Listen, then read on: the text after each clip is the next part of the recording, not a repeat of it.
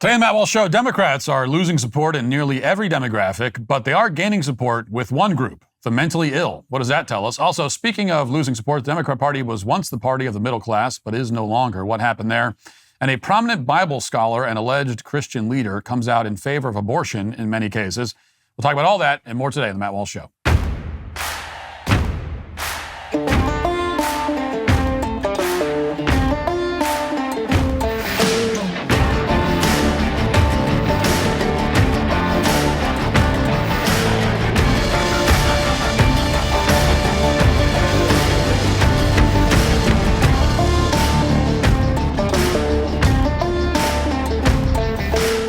Being a husband, father, and host of my own show means life never slows down. Imagine trying to eat 31 different fruits and vegetables every day. It sounds miserable and time-consuming, and frankly, I just don't want to do all that. But with Balance of Nature fruits and veggies, there's never been a more convenient dietary supplement to ensure you get a wide variety of fruits and vegetables every day with 31 different whole fruit and vegetable ingredients. Balance of Nature takes fruits and vegetables, they freeze-dry them, turn them into a powder, and then put them in a capsule. You take a fruit and vegetable capsule every day, and then your body knows what to do with them. Go to balanceofnature.com and use promo code Walsh for 35% off your first order as a preferred customer. Plus, get a free bottle of fiber and spice. That's balanceofnature.com, promo code Walsh.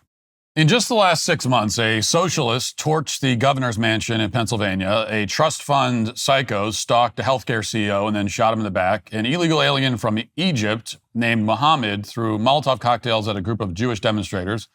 Mobs of visibly unhealthy Antifa activists attacked a Christian concert in Seattle, injuring several people and sending one police officer to the hospital. Then the attackers effectively received an endorsement from the mayor of Seattle, as you recall. A man from Massachusetts was arrested at the Capitol after admitting that he planned to set fire to the Conservative Heritage Foundation and murder Pete Hegseth, whom he called a Nazi. An assassin who complained about white people on the internet murdered 2 diplomats in Washington, shouting "Free Palestine" as he was dragged away by police. A pro-abortion extremist blew up a car outside of a fertility clinic in California, causing the single biggest explosion that Southern California had ever seen in its history. Now, every single one of these acts of terrorism was committed either by an avowed leftist or by somebody acting on behalf of left-wing causes. So it's a far cry from the greatest domestic terror threat that Merrick Garland and Joe Biden repeatedly warned us about, which was supposedly white supremacy. And this is just a sampling of what these people have been up to over the past 6 months. All of these incidents, keep in mind, happened after they tried to assassinate Donald Trump twice last summer. And by contrast, you won't find a single comparable example of right-wing terrorism in the same time period. I mean, not a single one. There are no roving mobs of angry Christians throwing objects at self-identified trans people who are attending a concert. There are no right-wingers detonating car bombs at abortion facilities or walking into the Capitol and announcing their intention to murder prominent Democrats. For all intents and purposes, this is a tendency that is nearly entirely unique to the left. Now, it's not to say that no conservative has ever committed an act of violence, but if you look at the trends, especially in recent years, it's a very stark disparity. And everybody knows that's true, and yet, despite how obvious this trend is, nobody on the left has even attempted to provide an honest explanation about what exactly is going on. Instead, when they're not blaming Donald Trump for everything, prominent figures on the left are pumping out some of the most vapid and irrelevant content that you can imagine. Michelle Obama is doing podcasts with her brother where they debate whether a hot dog is really a sandwich. They've also argued about whether beets should come with a warning label when they appear on restaurant menus because, a lot of people hate eating them. So compelling stuff for their 40,000 viewers, most of whom aren't even watching the videos. They're just popping into the comment section to call Michelle Obama a man. Meanwhile, Gavin Newsom, the presumed frontrunner for the Democrats' presidential nomination in 2024, is hosting his own podcast that is bombing terribly because, predictably enough, it's an extremely insincere, phony production. Newsom will interview conservatives, but he won't actually engage with anything they're saying.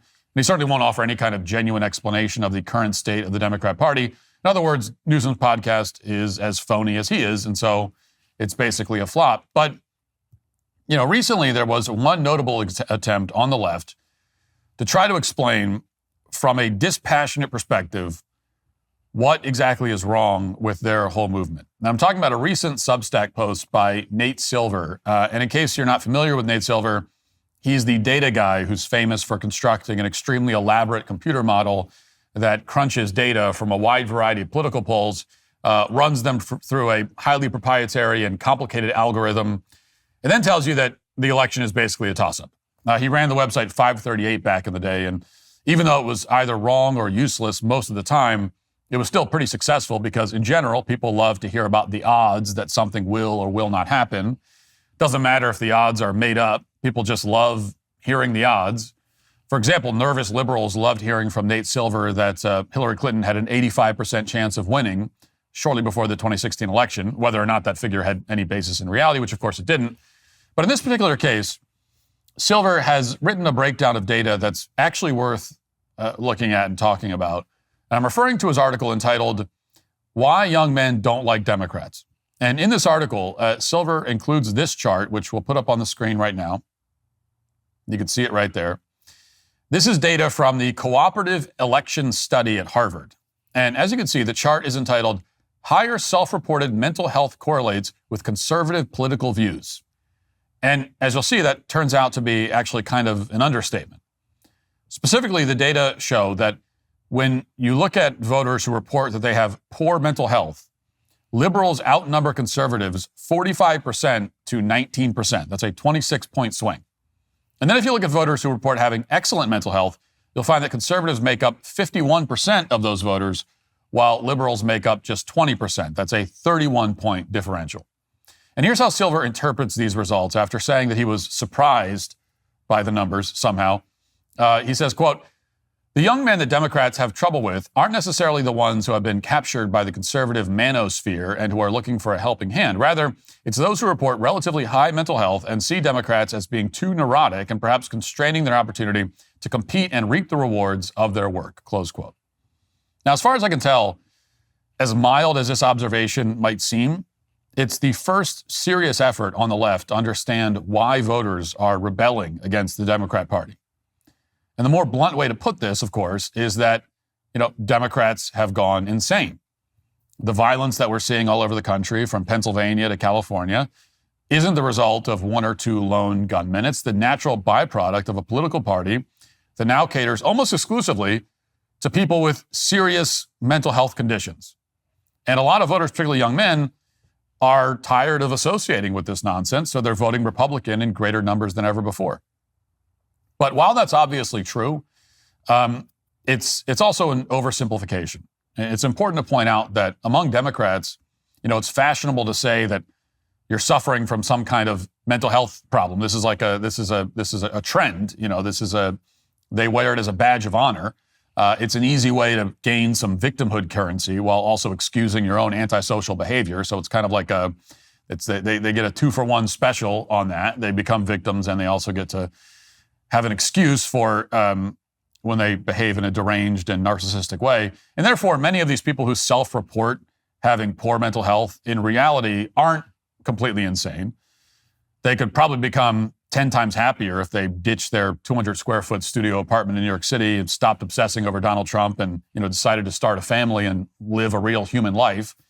But that would require some introspection on the part of these disaffected liberals. It would also require breaking away from the mold and rejecting the comfort of conformity, which is the hardest thing for a liberal to do.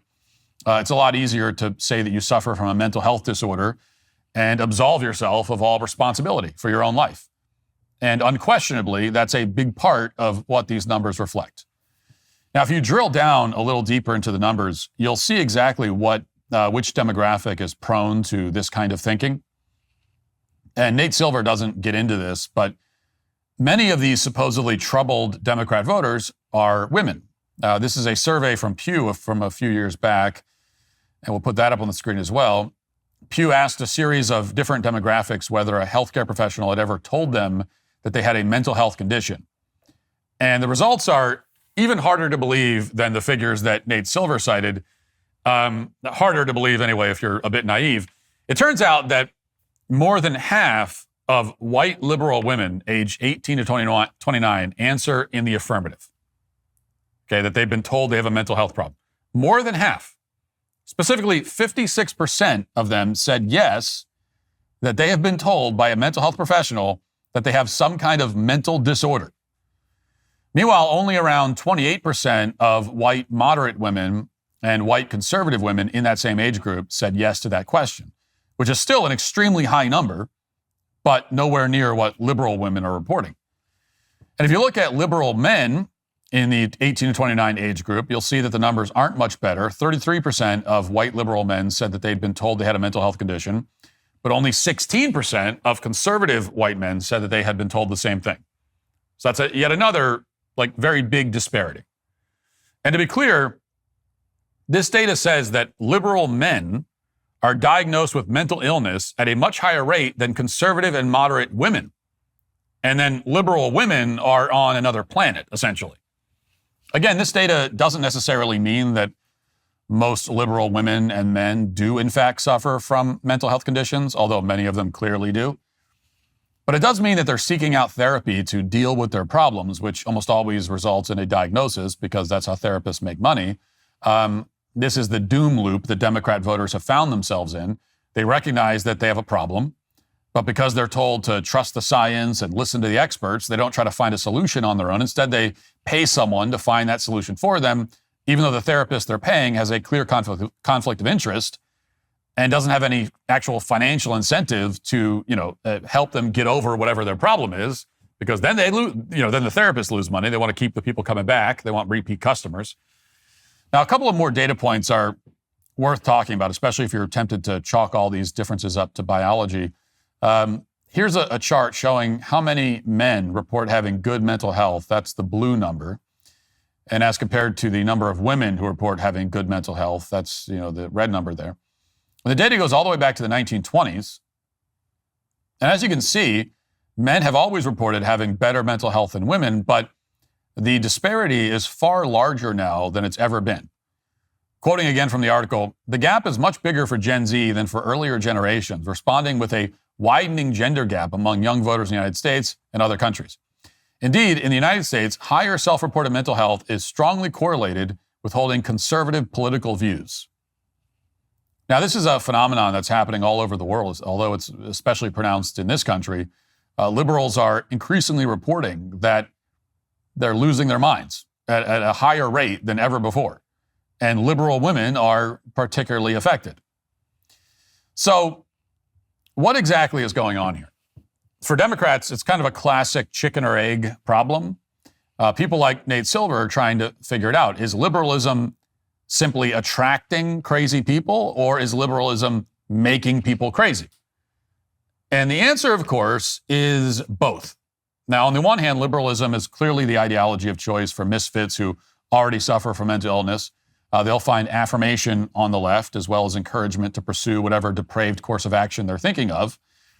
Additionally, liberalism and the indoctrination and propaganda that millions of young people are forced to endure starting at a young age is creating new mental patients, or at least people who think they're mentally disturbed. It's turning otherwise healthy people into neurotic, unpleasant, and unhinged, activists. This is the inevitable consequence of embracing an ideology that's completely divorced from reality. And that's exactly what Democrats have done. The effect is particularly pronounced among young women who are now more bitter and unhappy than ever before relative to men, even though feminism promised the opposite result. In the end, as it turns out, women aren't happy with, when they're encouraged to murder their children or pressured into working 80-hour weeks for a Fortune 500 corporation. They're not actually thrilled at the prospect that womanhood is a completely arbitrary and meaningless concept. But the leaders of the Democrat Party don't care about any of this, because when it counts, women have been reliable voters for Democrats. So whether they're miserable or not, Democrats don't care. Actually, they prefer for them to be miserable because that's the state that Democrats want voters to be in, because it makes them more likely to vote Democrat. Like miserable, unhappy with yourself, self-loathing. As we've seen, the more people are feeling that way, the more likely they are to vote Democrat. And this analysis by Nate Silver suggests that at some level, liberals are finally starting to recognize that this is an unsustainable approach. When you invent an alternate universe and then bombard everybody with obvious lies, then you've created a very fragile and unstable coalition. And with every act of terrorism that the left commits in broad daylight, that coalition is becoming smaller and smaller because moderates and sane people in general realize what's going on. The last election didn't simply reflect Kamala Harris's lack of political talent, although that was certainly a big factor. It also reflected the public's disdain for political terrorism and mental disorder. And in the 7 months since that election, Democrats have only offered more of the same, more violence, more attacks, more intimidation. 2 assassination attempts on Trump, though unprecedented, were just the opening salvo for these people. And now we're hearing about a new assassination every other week because for an increasing number of Democrats, that's their preferred way of expressing themselves. Yes, one Nate Silver article at a time, this sad reality is finally dawning on the supposedly intellectual wing of the Democrat Party. But Democrats still don't have any solutions, probably because they don't want any.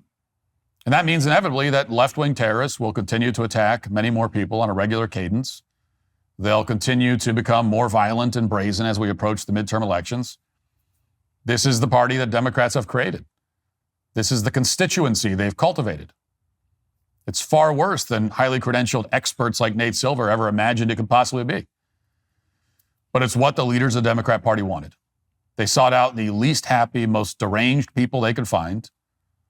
And precisely because their constituency is so unstable, no one, including these Democrat leaders, truly has any idea what's coming next. Now let's get to our 5 headlines.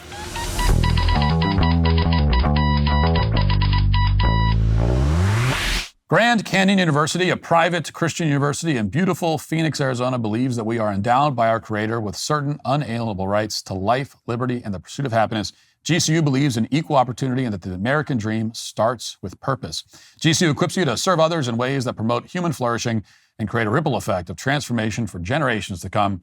By honoring your career calling, you impact your family, your friends, and your community. Change the world for good by putting others before yourself to glorify God. Whether your pursuit involves a bachelor's, master's, or doctoral degree, GCU's online, on-campus, and hybrid learning environments are designed to help you achieve your unique academic, personal, and professional goals. With over 340 academic programs as of September 2024, GCU meets you where you are and provides a path to help you fulfill your dreams. The pursuit to serve others is yours. Let it flourish. Find your purpose at Grand Canyon University. Private, Christian, affordable. Visit gcu.edu. All right, let's begin here. We've got some more bad news for Democrats, and we'll let CNN break this difficult news. Difficult for them anyway. Here it is. Watch. When after the last few months, the first 5 months of the Donald Trump presidency, right, the first 4 months of the Donald Trump presidency, that you expect that Democrats would have this massive lead on the economy. It ain't so. It ain't so. The party that is closest to your economic views, in November of 2023, it was the Republicans by 11 points. Now it's still within that range, still within that margin of error, plus 8-point advantage for the Republican Party. How is that possible, Democrats? How is that possible after all the recession fears, after the stock market's been doing all of this, after all the tariffs that Americans are against, and Republicans still hold an 8-point lead on the economy? Are you kidding me? If it was just this one CNN poll, that would be one thing. But take a look at Reuters Ipsos. What do we see here? Party with a better economic plan. Well, in May of 2024, just before Donald Trump was reelected president, Republicans had a 9-point advantage. Look at where we are now in May of 2025. The advantage actually went up by 3 points. Now Republicans have a 12-point advantage when it comes to the party with a better economic plan. And again, this is after months of supposed economic uncertainty in which the stock market's been going bonkers, in which the tariff wars that Americans are against have been going on. And yet, despite all of that, the Democrats are down by 12 points on the economy. This speaks to Democratic problems on the economy better than basically anything that you could possibly look at. The Republicans still hold an advantage on the all-important key issue of the day, which is the party of the middle class, has been a huge advantage for Democrats. I have polling from NBC going all the way back since 1989, when Democrats had a 23-point advantage. 2016, a 17-point advantage. But by this decade, we already started seeing declines back in 2022, where you saw that Democrats led, but only by 4 points, well within the margin of error. And now in our latest CNN poll among registered voters, which is the party of the middle class, it is tied. This, I think, speaks to Democratic ills more than anything else. They have traditionally been the party of the middle class. No more. Donald Trump and the Republican Party have taken that mantle away. So it's all pretty striking. I'm not as shocked by it as CNN is, but it's still surprising in a way to see that trajectory on the question of which party is the party of the middle class. Have we ever seen a political party self-destruct to this extent? Have we ever seen this kind of sustained, cataclysmic nuclear meltdown by a political party? It's pretty amazing. like, you know, it's amazing, like watching the Titanic sink. You know, it's kind of an awe-inspiring sight. It's not, however, mysterious. You know, it's like it's not mysterious why the Titanic sunk. It's the big chunk of ice.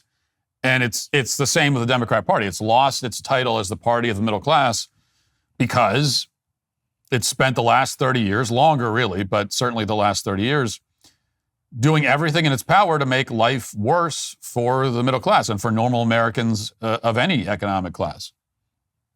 And this is what happens when you support illegal immigration, when you facilitate and promote the replacement of American workers with foreigners, when you take the side of violent criminals over law-abiding citizens, when you deliberately try to break down law and order, when you deliberately try to make communities less safe, when you demonize the police, when you make our schools into left-wing indoctrination centers, when you start shoving sexual degeneracy into our faces, when you make transing the kids into one of your top priorities, when you take down the American flag and replace it with a pride flag, and on and on and on. All of this stuff obviously alienates normal Americans because it's either irrelevant to their lives or it's designed to make their lives worse. You know, and most of it makes their lives in fact, actually all of the things I just mentioned actively makes the lives of Americans worse. And this is the fundamental problem the Democrats have. The fundamental problem is it's not anything to do with optics or anything like that. The fundamental problem is that all of their policies, their entire platform, their entire political program actively makes life worse for normal people. You know, this politicians should be trying to increase the well-being of citizens, but they are decreasing our well-being. And, you know, it's really that simple. It's the simplest concept of all. And when I say that politicians should be trying to increase well-being, I don't mean that they should be giving out free stuff or they should be trying to be our parents or anything like that. That actually decreases our well-being. But they should be concerned with improving the lives of the citizenry rather than making life worse. Like I said, it's pretty simple.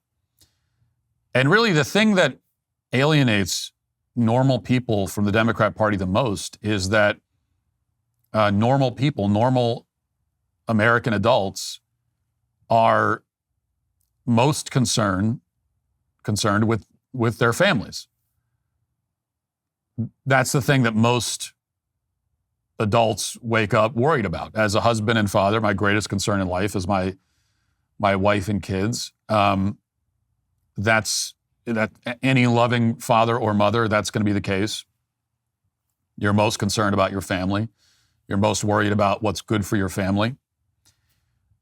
And, well, the Democrat Party hates the family.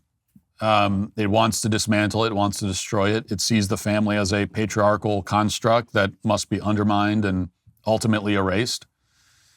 And any analysis of the downfall of the Democrat Party, any analysis of the problems the Democrat Party has had that doesn't include this point is going to be a worthless analysis, which is why almost all the analysis that Democrats and liberals are doing, all the attempts on their own side to diagnose their own problems, that's why all of that is ultimately fruitless.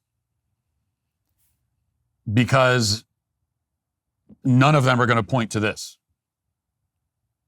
None of them are going to say, oh, well, you know, the Democrat Party is an enemy of the family, of the nuclear family. Because the moment that, as a Democrat or as a liberal, the moment you recognize that fact, well, that's the moment when you're no longer a Democrat, you're no longer a liberal. The moment you recognize, A, that leftism attacks the family and sees the family as the enemy, and B, the moment you recognize that that's a bad thing, it's bad to cast the family as the enemy. Well, the moment that you've done both of those things in your head, you're no longer a liberal, you're no longer a Democrat.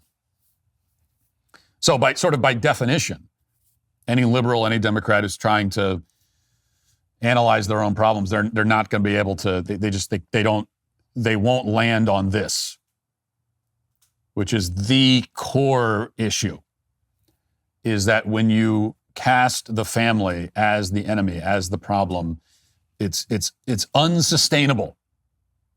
It's just an unsustainable approach. All right, the Post-Millennial has this headline: NYC mayoral candidate Scott Stringer proposes social media surveillance to predict and prevent anti-Semitic attacks. The article says Scott Stringer, former New York City comptroller and current mayoral candidate, announced a plan Saturday to combat anti-Semitism using technology that would predict and prevent attacks before they happen. Speaking to members of the congregation in a synagogue on Manhattan's Upper East Side, Stringer outlined an initiative that would involve partnering with the Anti-Defamation League, ADL, and employing advanced technology to track social media activity, particularly during international emergencies involving Israel or Jewish institutions.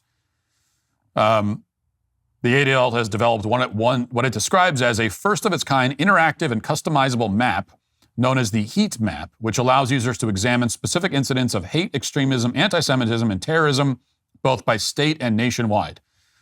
Stringer says it would flag content that incites violence or signals coordinated threats. It would provide the tools for law enforcement, community leaders, and institutions like this one to act before tragedy strikes.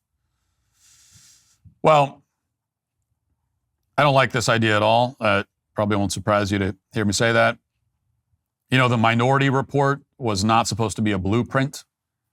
And I'm always going to be extremely skeptical of any new strategy or any new plan or new system for preventing so-called hate crimes.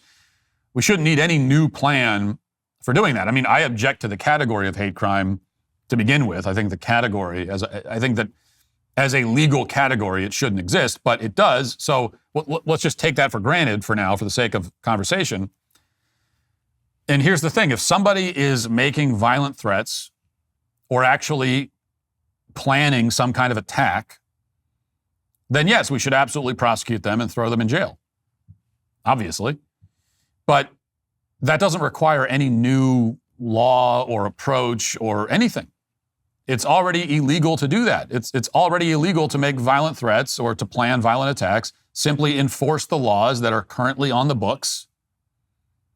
And that's all you have to do. It's not that difficult. And we know it's not that difficult because what do we almost always hear after a mass shooting or some kind of terrorist attack? What's the phrase that we almost always hear? Right? The phrase is known to law enforcement. This person was known to law enforcement. We always hear that. And that tells you that the people who are planning and threatening attacks are not hard to track down, not hard to keep tabs on. It's just that very often the laws are not enforced against these people. So that's an enforcement problem. That's not a lack of laws or a lack of the right tools. And I'll tell you what we definitely don't need. We definitely don't need the ADL involved.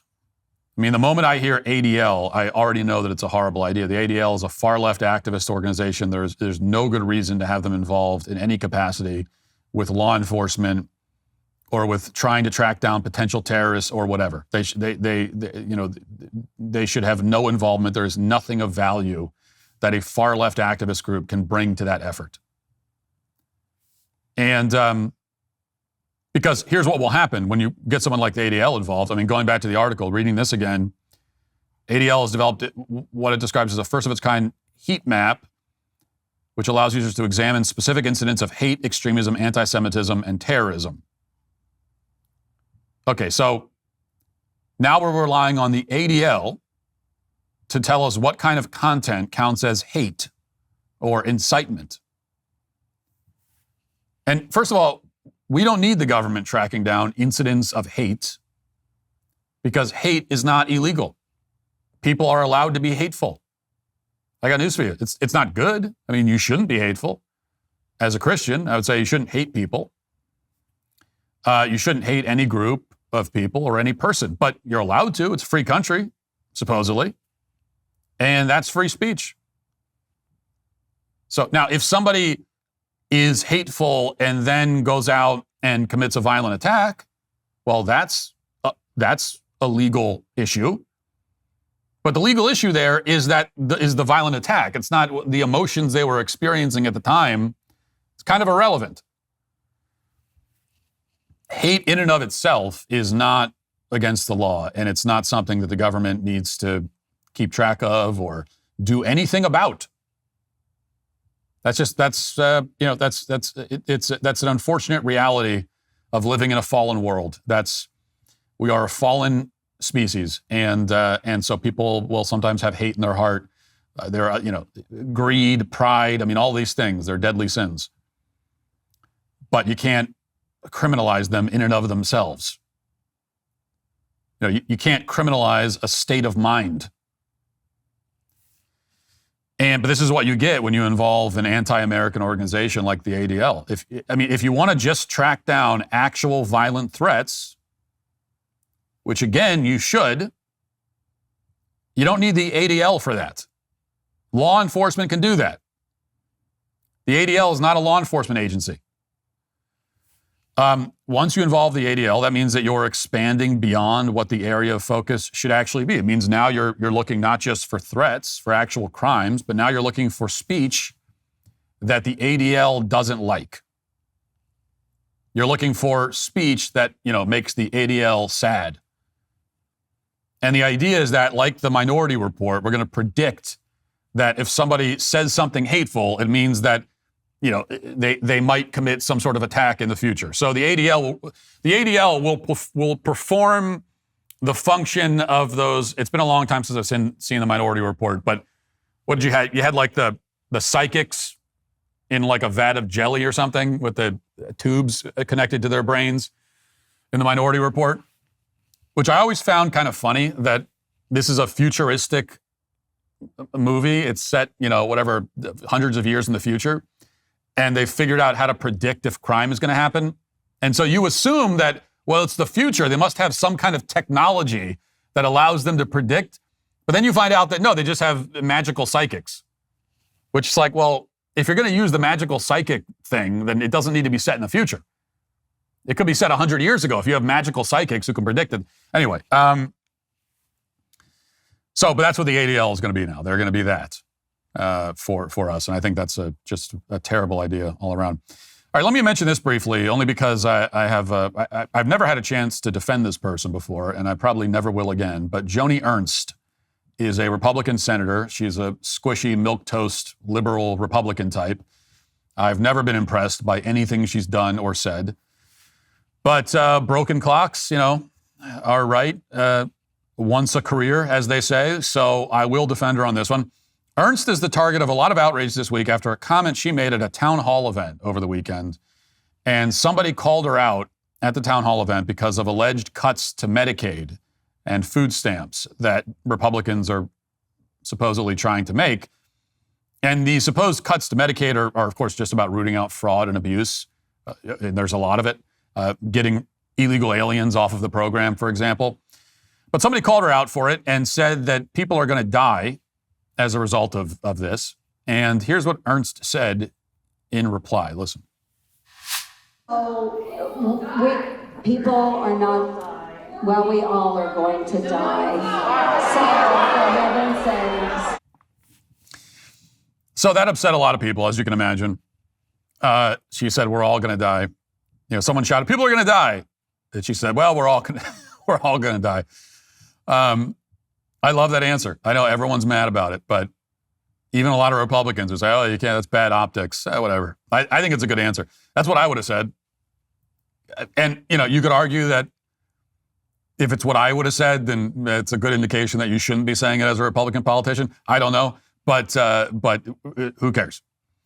I think it's a good answer because, first of all, again, the Medicaid cuts are cutting illegal aliens off of the program, which of course is the right thing to do. And as for SNAP, the idea that anyone's going to die because of minor cuts to the food stamp program is just ludicrous. It's totally asinine. It is not an idea worthy of seriously engaging with. It deserves to be mocked and dismissed, as Joni Ernst does here, surprisingly. It's just not going to happen. Like, they're going to cut food stamps and people are going to starve to death? Come on. What? I challenge anyone to provide an actual real-world example of somebody starving to death in modern America because they didn't have enough food stamps. Show me an example, just one anywhere, of somebody starving to death in America in modern times because of a lack of food stamps. Show me an example of somebody starving to death in this country, period. Like, I mean, unless we're talking about some really heinous, terrible case that you hear about sometimes of child neglect, where there's severe malnutrition and even resulting even in death in some cases. Obviously, in those cases, the problem is not a lack of food or a lack of food stamps in the home. It's that the parents are monsters from hell and should be charged, convicted, and executed by hanging the next day. I mean, so I'm not talking about those kinds of cases. I'm talking about a case of somebody who starves to death in modern America because they aren't able to access food, because they don't have enough food stamps. It doesn't happen. And it certainly isn't going to happen because of minor cuts to SNAP. So that's just ridiculous. It's a ridiculous idea. And anyway, in general, Joni Ernst is right. We're all going to die. And I think, and I know I have a bit of a morbid streak, you might say, but I think that it's a very important thing to point that out. That's a perfectly valid answer. And we should be giving it as an answer more often. I think the politicians should be saying that more often as an answer. I mean, not all the time. And I don't mean it in like a nihilistic way, like nothing matters. That's not my point at all. It's actually kind of the opposite. But it is true that we're all going to die. And so every once in a while when someone says, well, if you do this, people are going to die. Yeah, well, people are going to die. And it was like, everyone's going to die anyway, first of all. So keep that in mind. I just think it's good. It's good to be reminded of our own mortality in that way. It's a healthy thing. So I'm of all the Republican politicians to give an answer like that, I would not have thought that Joni Ernst would be the one, but she is. And so I give her credit. This will be the first time. And like I said, probably the last time, but there it is. Let's get to the comment section. If you're a man, it's required that you grow a beard. Hey, we're the Sweet Baby Gang. Let's be honest, I have a long list of things I'd rather do than maintain my gutters. Cleaning gutters ranks somewhere between, sitting through a DMV line or filing taxes, but there's an easier way. Leaf filter. So you never have to clean out your gutters ever again. Right now, get a free inspection, free estimate, and save up to 30% off your entire purchase at leaffilter.com/Walsh. You know those cheap plastic gutter guards that they sell at hardware stores? Spoiler alert, they're about as effective as using a paper towel as an umbrella. As with most things in life, you get what you pay for, and I'd rather pay once for something that actually works than repeatedly for something that doesn't work. An investment in Leaf Filter is an investment engineered to protect your whole home, because nothing says I've made poor life choices quite like watching water cascade down your interior walls from clogged gutters. Every Leaf Filter installation comes with a lifetime no-clog guarantee. Their patented technology keeps out everything but water, no holes, gaps, or large openings for debris to get through. It's almost like they actually thought about how gutters work, unlike those DIY contraptions you've probably considered. Plus, a Leaf Filter Trusted Pro will clean out, realign, and seal your gutters before installing the system. Protect your home and never clean out gutters again with Leaf Filter, America's #1 gutter protection system. Schedule your free inspection and take advantage of the Spring Spectacular Sale with up to 30% off your entire purchase at leaffilter.com/Walsh. It's a free estimate, free inspection, and 30% off at leaffilter.com/Walsh. See your representative for warranty details. Okay. Well, I wasn't sure if I was going to get into this, but before we get into the comments, I do have to complain about something. And I mean, as if that's a change. For a change of pace, I'm going to complain about something. That's the whole show. But I have to tell someone about this. I just do. And so I'm going to. I've complained many times on this show about bad drivers. And there are a lot of bad drivers out there. There are a lot of them in Nashville. It's the bad driving hub of the country. And I know everybody likes to claim that they have the worst drivers in the country. It's this weird competition we all do. And so anytime I say this, I go, have you ever been to D.C.? Have you ever been to Chicago? Yeah, I've been to all those places. I've been all over the country. And I'm telling you, the drivers are worse here than anywhere, period. And basically every driver on the road is bad except for me and like 5 other people. And you know that one of the bad driving infractions that annoys me the most is when people stop on the highway, come to a dead stop on the highway, which is something I see all the time. And they do this often because they're trying to merge, but they get like nervous, so they stop dead in the merge lane. Even though they got a lot of runway in front of them, they stop dead and wait to get it, like to wait for a break in traffic, which is not how you merge.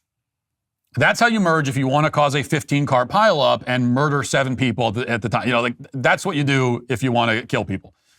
So you've heard all that. Well, I don't have much new to add, but I witnessed the worst example of this that I've ever seen.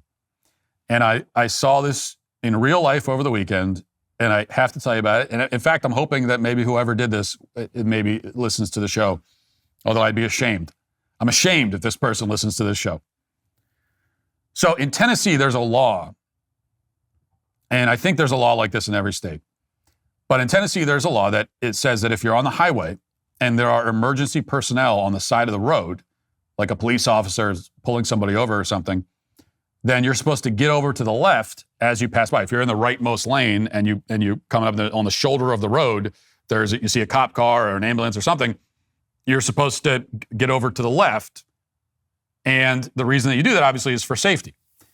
Now, of course, on occasion, you'll come up to a police car on the side of the road really quickly. Maybe you come around a bend, there's a police car there, you're in the rightmost lane, and maybe there's not enough time to get over, like it's a lot of traffic in the left lane, and you can't merge safely. And in that case, so you stay in the right lane, and it's not ideal, but it's okay. In fact, the law in Tennessee specifies that you should move over to the left if there's emergency personnel on the shoulder of the road.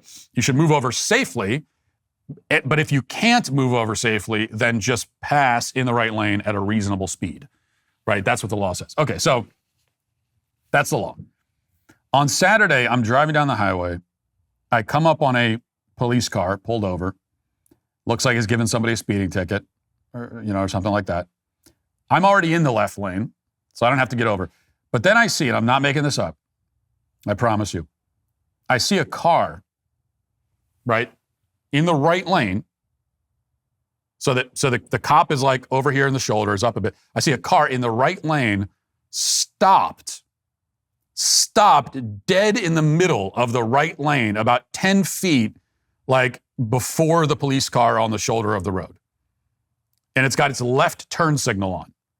So what's happening here is that this absolute brain-dead moron in that car came up on the police on the shoulder of the road, knew that they were supposed to get over to the left lane, because that's what the law says. But I guess they couldn't get over in time because there's a lot of traffic in the left lane. So they stopped in the right lane, just stopped dead like they're at a stop sign in the middle of the highway. And they just put their turn signal on, and they're sitting there in the right lane waiting to get over. It's one of the dumbest things I've ever seen anyone do on the highway. This person, in order to, in their mind, follow a law that's supposed to make everybody safer, they were doing something that could very easily cause a major accident that could easily kill several people. Stopping on the highway is one of the most dangerous and reckless things you could ever do. I mean, you could easily kill someone, including yourself, but I'm a lot more concerned about the other people. And she was doing this, I assume it's a woman, she was doing this right in front of this police car. Just sitting there on the highway, stopped. And you know the thing that really gets me? Is that I doubt she even got a ticket. Like, she's right in front of the cop, sitting on the highway. I doubt she even got a ticket. And if she did, she didn't get her license revoked permanently, which is what should happen. We need to be doing this a lot more. The bar to get your license revoked, not even permanently, but just for a period of time, is pretty high. Like, you have to really try to get your license revoked. And we need to bring that bar down like 20 notches. Because this is the kind of thing, whoever was in that car, I don't care who it was. I don't care. This is an elderly person, a person who just got their license. Whoever it was, you're doing something that could easily kill someone. You have no understanding of even like basic safety measures on the highway. You should not be allowed behind the driver's wheel, probably ever again. So that's it. Don't stop on the highway. Let's see. Going to the comments. I can't wait for Matt to hit 60 and to put on the inevitable weight that comes with age and life circumstances. Many people get injured and gain weight during a multi-year recovery, which is then all but impossible to take off. Not all overweight is the result of gluttony. Grow up, Matt. Your anti-fat karma is likely to hit you hard when you're a portly 65-year-old. Look, I fully intend to be fat when I'm 65. Don't get me wrong. I mean, I'm in pretty good shape now. I'm only keeping this going for another 15 to 20 years. I'm not doing this for the rest of my life. Sometimes I wonder why I even do it now. But I'm 30, almost 39. So, but 50, I'll give it 15 to 20 years of me actively trying to stay in shape. And then I'm out. I'm done. I mean, I'm not going to, I hope to continue living.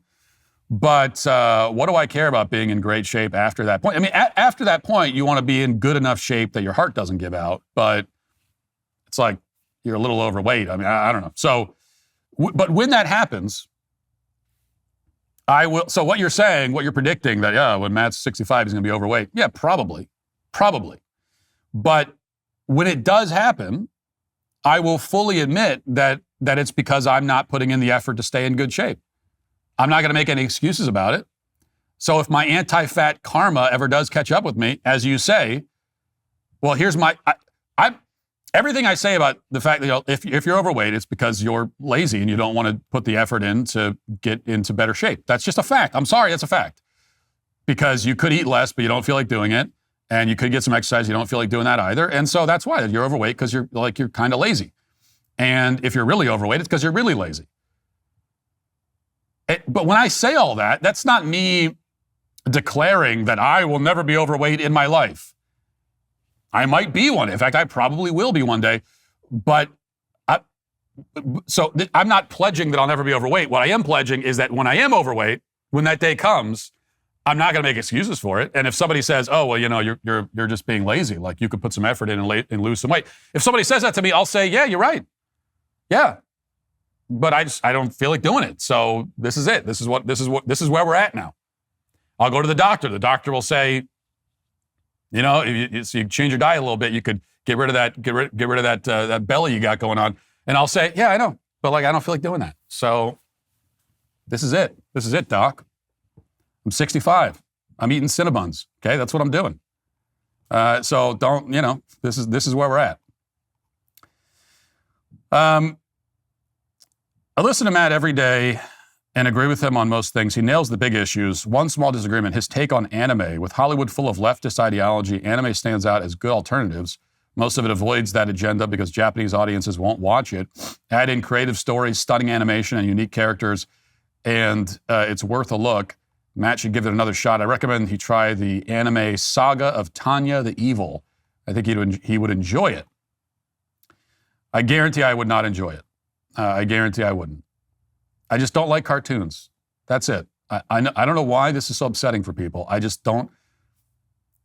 I don't know why I'm a 39-year-old man and I have to continue to justify the fact that I don't like cartoons. Just not my thing. I can't get into them. That's it. That's all. I can enjoy watching them I can enjoy watching a well-made animated film with my kids. But the enjoyment in that case is mostly spending time with my kids and sharing a quality piece of art with them. Because yes, I do believe that animated films and animated shows can be quality art. Of course. Yes, it's art. It's storytelling, and also there's the art of the animation. So it's a very legitimate form of art, and it can even be beautiful and moving if done well. But I'm not going to sit around and watch it by myself. That's it. It's not my thing. My wife and I are currently in marriage therapy. I'd love for you to be our counselor, Matt, although I would need some popcorn as I'm watching that interaction between you and her, LOL. I've really been thinking about this, and I wonder what it would take to become an unlicensed counselor. Obviously, I don't want to go through all the BS to be a licensed one. That's too much effort. Could I open an unlicensed practice? Is that even legal? I don't know. I have to look into it. But I have thought about it. I've actually thought about it. Because I can tell you this, if I was a couples therapist, then 95% of my advice would just be like me saying, will you two shut up? You're both acting like, will you just shut up, both of you? You're both acting like children. Get out. That's it. I would listen to the couple squabble and tell me their stupid problems for about 5 minutes. And then I would say, this is dumb. Like, you know what? Stop having these problems. That's my answer. Just cut it out, both of you. No, but she does this, but no, you're both wrong. You're both equally wrong. Get the hell out of my office. But you're going to pay for the full price. I'll tell you that right now. It's $600 an hour. Give $600 to my secretary out there and get out. So that'd be 95% of it. And then the other 5% would be people with like real serious problems. And I don't think I would know what to do for them, just to be honest. So they would get shut down after about 5 minutes also, because I would just say, well, crap, okay, that one's pretty serious. I don't know what to tell you. Have you tried ChatGPT? I don't know. So that would be my whole practice. I'll have to look into that. Pure Talk, my wireless company, a veteran-led company, believes every man and woman who has faithfully served this country deserves to proudly fly an American flag that was made in America. And that's why Pure Talk is on a mission to give an allegiance flag, the highest quality American flag, period, to 1,000 U.S. veterans in time for the patriotic holiday. Just switch your cell phone service to Pure Talk this month, and a portion of every sale will go to provide these high-quality flags to deserving veterans. With plans for just $25 a month for unlimited talk, text, and plenty of data, you can enjoy America's most dependable 5G network while cutting your cell phone bill in half. The average family saves over $1,000 a year. I've been using Pure Talk phone for a while, and I've enjoyed the reliable coverage for work here at the Daily Wire. Just go to puretalk.com/Walsh to switch hassle-free in as little as 10 minutes. Again, that's puretalk.com/Walsh to support veterans and to switch to America's wireless company, Pure Talk. Every day it seems like the world is going off the rails. This weekend, Ukraine took out over 40 of Russia's strategic bombers in a single drone operation, risking a major escalation if Putin retaliates. Meanwhile, the UK is responding by increasing military spending to their highest level since the Cold War. And Iran immediately rejected the latest U.S. proposal for a nuclear deal while continuing their influence operations in Africa and the Middle East. At the Daily Wire, you'll get the truth about what's happening in the world and what it really means. Not the spin the mainstream media is trying to spoon feed you, just the facts. Become a member now at dailywire.com. Get the truth you deserve. Now let's get to our daily cancellation.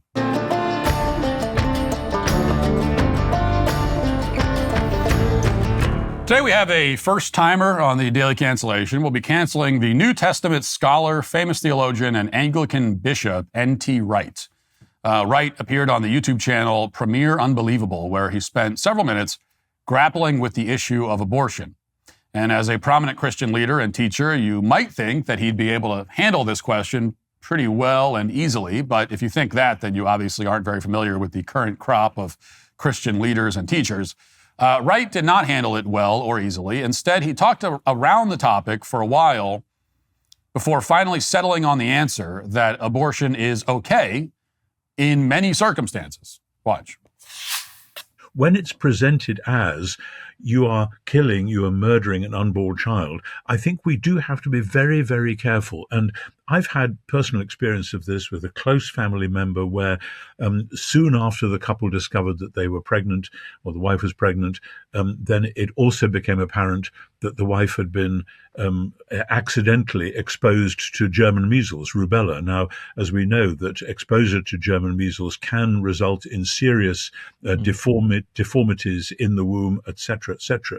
And the GP in that case, who was a devout Christian GP, said, we're going to do the tests, and if she has been exposed to rubella, if there's a threat of serious defamation or whatever, then we will recommend termination. And I remember my heart in my mouth when I heard that and thinking, do I really agree with that? But at the time, it was absolutely clear for the mental health, never mind anything else, of the mother and the potential father as well, that this was the way to go. In fact, all was well. The rubella had not actually done what it sometimes might do, and that child was born perfectly healthy and has grown up now, etc. This was a long time ago. So that's the charming story that N.T. Wright begins with. A family member thought that her child might be disabled and had planned to kill the child, but it turns out that he wasn't disabled, so they allowed him to live. And Wright, a Christian, does not see any major moral problem here. And also note the excuse he gave for this would-be abortion. He said that it would have been the right thing to do for, never mind anything else, the mental health of the mother. Now, I said a minute ago that Wright had endorsed abortions in many circumstances, and some people will read the headlines about this story, about N.T. Wright's comments, and they'll say that I'm mischaracterizing him because he only endorsed abortions in cases of rape, incest, or where the health of the mother is at stake. And so to say that he endorsed it in many cases is wrong, I'll be told. Now, that still would not be a justifiable position, as we'll discuss.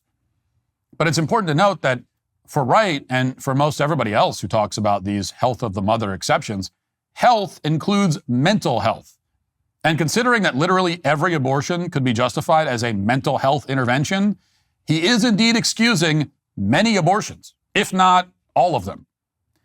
But let's listen to a little bit more of his comments.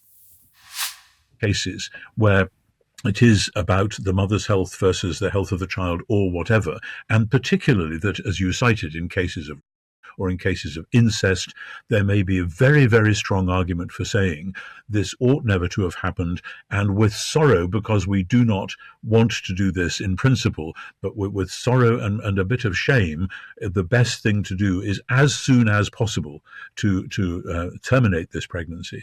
This is not something which we should welcome. It is not something which we should collude with.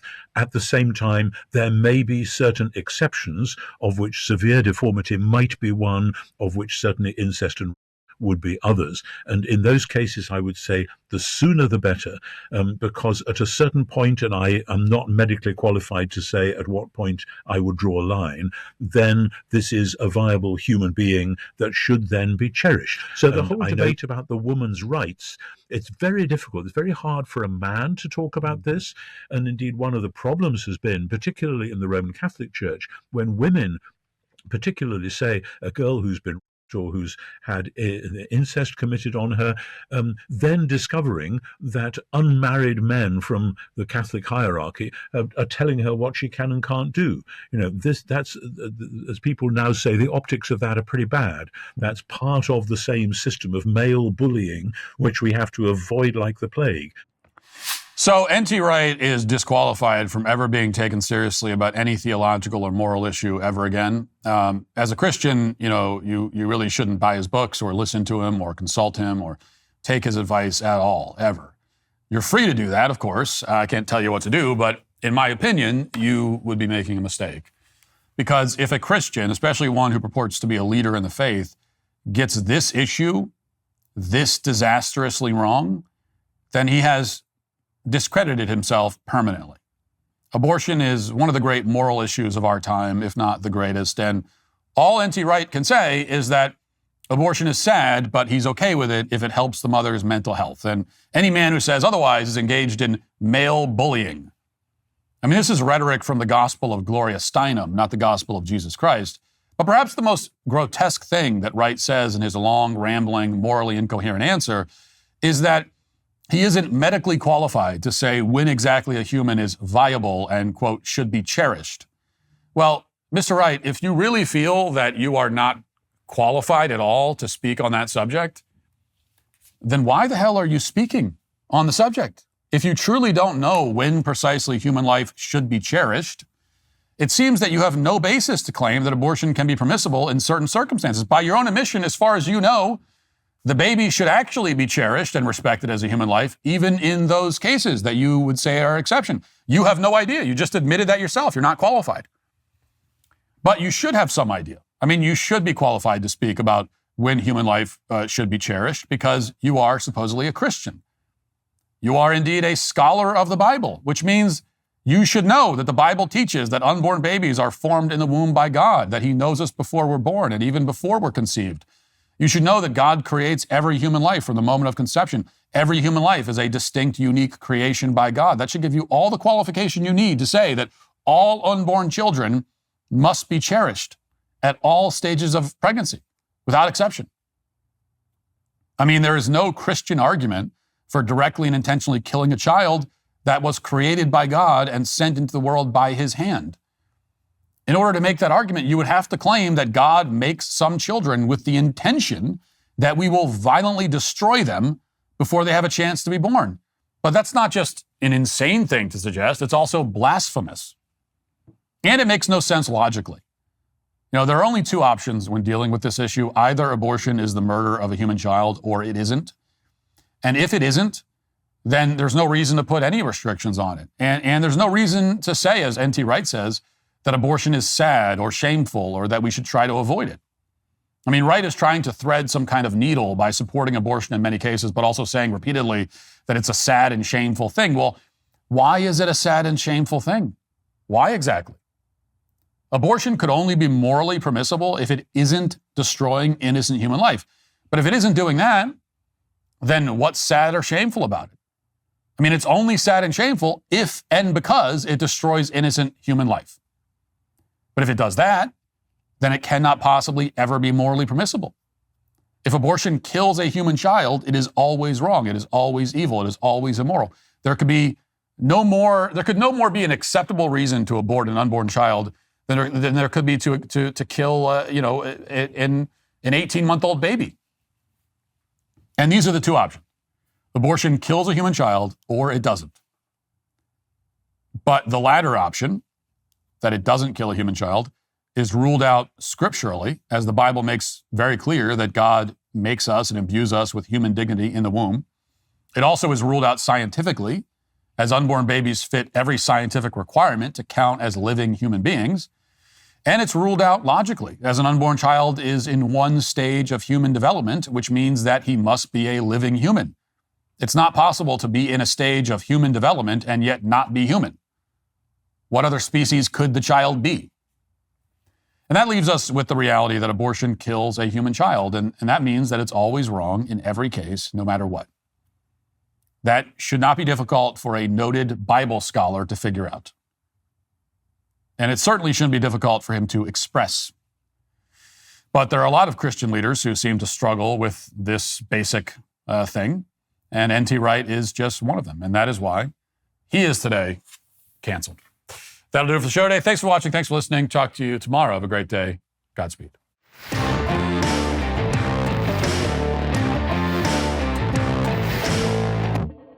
John Bickley here, Daily Wire Editor-in-Chief. Wake up every morning with our show, Morning Wire, where we bring you all the news that you need to know in 15 minutes or less. Join me and my co-host Georgia Howe for daily coverage of all the biggest stories on Morning Wire.